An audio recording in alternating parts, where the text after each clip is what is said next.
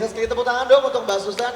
Ini nampaknya beliau sudah memiliki wawasan dan juga materi yang sangat banyak. Ayo kita korek ya ibu-ibu ya satu persatu.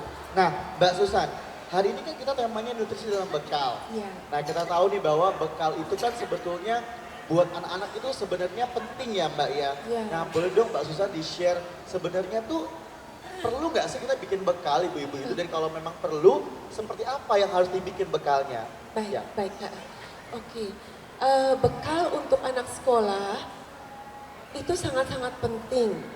Kenapa ibu-ibu? Karena mencari makanan yang dalam tanda kutip aman dan sehat di luar saat ini tuh semakin sulit ya.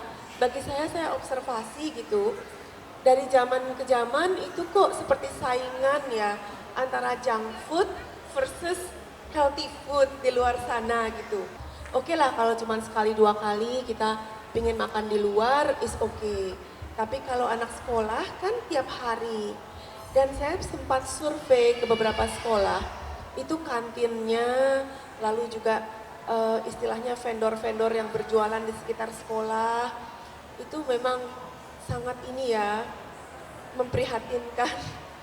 Banyak goreng-goreng, deep fried, minyaknya diulang-ulang. Iya, itu baru salah satu gitu. Belum kalau kita ngomongin misalnya pemanis, perasa.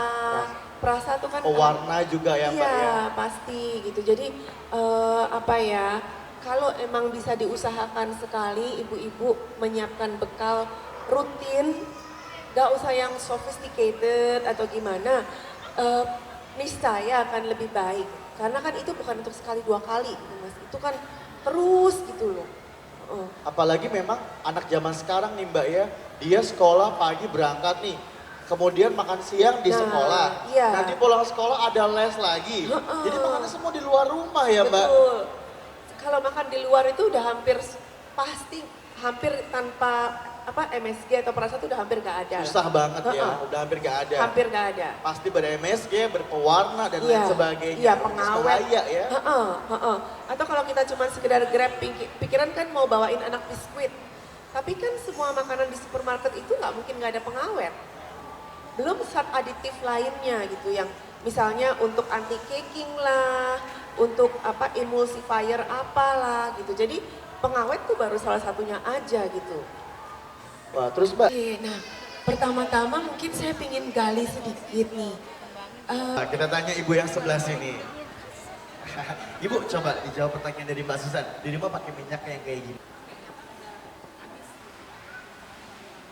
Ya bentar udah habis, gak pernah mengulang ya. Kita coba sambil sebelah. Nah ini cara pemakaiannya seperti apa? Kayak Tropicana Slim yang minyak lapat. Don'ts gitu. Biar gampang nih karena kan waktu terbatas nih Mas. Do and don'ts-nya apa sih kalau untuk bekal anak gitu yang aman?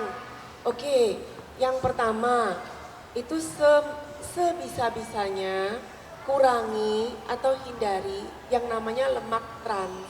Lemak trans, Iya, apa tuh Mbak lemak trans trans? fatty acid. Lemak trans itu akan terbentuk apabila kita menggunakan minyak sayur atau shortening. Jadi yang dimaksud dengan minyak sayur di sini itu minyak jagung contohnya, minyak soya atau minyak seperti kayak sunflower. Sunflower. Atau margarin. Margarinnya saya pernah dengar tuh Mbak katanya Iya. kalau margarin itu ternyata nggak boleh dipanasin ya Mbak ya. Maksudnya nggak boleh buat masak, bikin nasi goreng pakai margarin gitu. Oh. Jadi trans fat katanya. Iya, margarin itu memang sumbernya trans fat.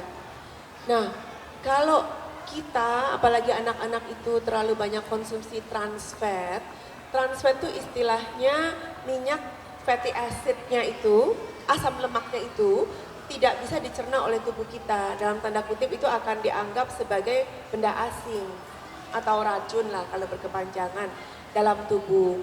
Nah, trans fat itu apabila kita sekali-sekali ya nggak masalah gitu. Cuman kalau frekuensinya sering, lagi-lagi gitu, itu akan memicu inflamasi. Apa Mbak baiknya? Oke, jadi beberapa opsi untuk minyak yang cukup bagus ya, untuk apabila kita untuk menumis. Kalau goreng memang oke lah nggak perlu setiap hari, tapi sekalipun masih pingin menggoreng pakai minyak ini juga bisa. yaitu minyak kelapa. Minyak kelapa. Tetapi yang dimaksud di sini adalah minyak kelapa murni ya, sebisa mungkin minyak kelapa murni. Yang dimaksud murni di sini itu semaksimal mungkin dia diambil dari kelapa segar. Kelapa segar. Iya, dari kelapa segar. Terus proses pembuatan minyaknya itu sendiri tidak agresif. Oke. Anak-anak itu kan ya siapa yang nggak suka manis ya, tergantung dari kecilnya kebiasaannya gimana. Cuman kan kebanyakan anak pasti suka lah yang namanya minuman manis, makanan manis.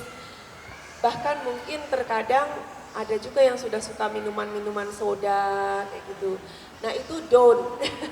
Hindari banget pokoknya ya. Ya, itu semaksimal mungkin itu yang the don't gitu. Jadi semaksimal mungkin perkenalkan dengan air putih.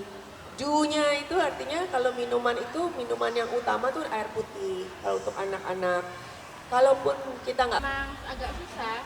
Kira-kira tuh kalau itu berapa lama kita dalam proses pencernaan? itu dia banyak tambahan kimia lainnya untuk proses pembuatannya.